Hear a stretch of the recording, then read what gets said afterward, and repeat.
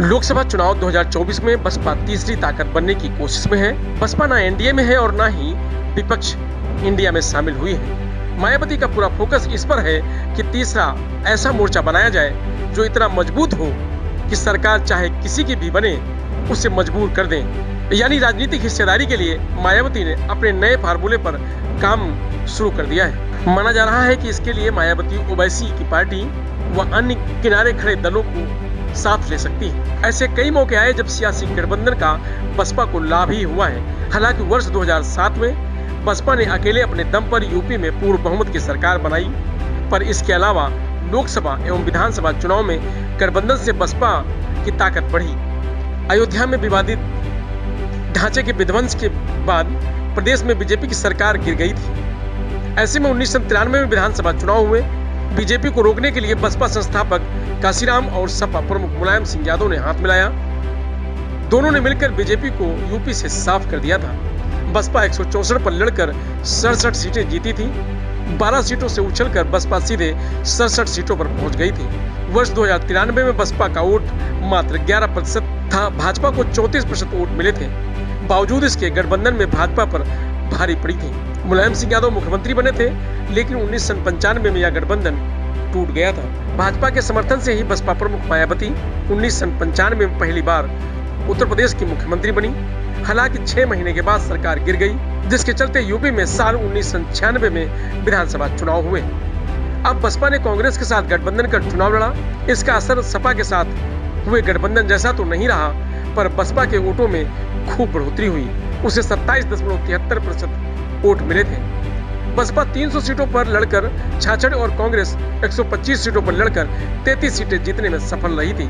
हालांकि यह गठबंधन टूटा और बसपा ने 1997 में बीजेपी के साथ मिलकर सरकार बना ली थी।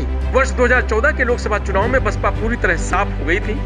बसपा का एक भी उम्मीदवार नहीं जीता। आखिरकार पिछले चुनाव यानी वर्ष 2019 में 26 साल बाद फिर बसपा सपा आरएलडी के साथ गठबंधन में आई। हैरत की बात यह रही कि इस चुनाव में न राष्ट्रीय लोकदल प्रमुख अजीत सिंह जीते और न ही उनके पुत्र जयंत चौधरी पर बसपा 0 से 10 सीटों पर आ गई। सपा को मात्र 5 सीटें ही मिल पाईं। सबसे ज्यादा लाभ बसपा को ही हुआ। बसपा को वोट बैंक वर्ष 2012 में करीब 26%, 2017 में 22.4 और 22 में 12.7% पर पहुंच गया है। वोटर लगातार छिटक रहे हैं। काडर वोटर तक संभालना मुश्किल हो रहा है, पर बसपा ने इस चुनाव में भी अकेले लड़ने की बात कहकर सभी को चौंकाया है। चर्चाएं तमाम हैं। विरोधी बसपा को भाजपा की बी टीम बताते हैं। एनडीए में तो बसपा संभवतः इसलिए भी जाने से गुरेज कर रही है कि यदि ऐसा हुआ तो इन आरोपों पर कहीं मोहर ना लग जाए। साथ ही वह इस छवि से निकलने की भी कोशिश कर रही है। सियासी गलियारों में एक बड़ी चर्चा यह है कि बसपा दलित मुस्लिम समीकरण को छोड़ना नहीं चाहती। दलित वोटर तो उनके पास है ही, वह मुस्लिम वोटरों पर दांव खेलने के लिए रणनीति बना रही हैं। बताया जा रहा है कि इसके लिए बसपा और ओवैसी की पार्टी ऑल इंडिया मुस्लिम ये इत्तेहादुल मुस्लिमीन एक साथ आ सकते हैं। यह यूपी में दोनों के लिए एक बड़ी उम्मीदों का मंच हो सकता है। बसपा लगातार मुस्लिम वोटरों को यह समझाने की कोशिश कर रही है कि सपा के साथ जाने से उन्हें लाभ नहीं हुआ है। पूरी ताकत के बावजूद सपा राष्ट्रीय लोकदल मिलकर यूपी में भाजपा को नहीं रोक सके। वो यदि बसपा के साथ आ जाते हैं तो बात बन जाएगी। दूसरा, मायावती यह जान चुकी हैं कि सत्ता में भागीदारी के लिए मजबूत होना होगा। ऐसे में इतना जन समर्थन जुटाया जाए कि जिसे भी सरकार बनाने के लिए जरूरत पड़े वह मायावती के सामने मदद की बात कहे।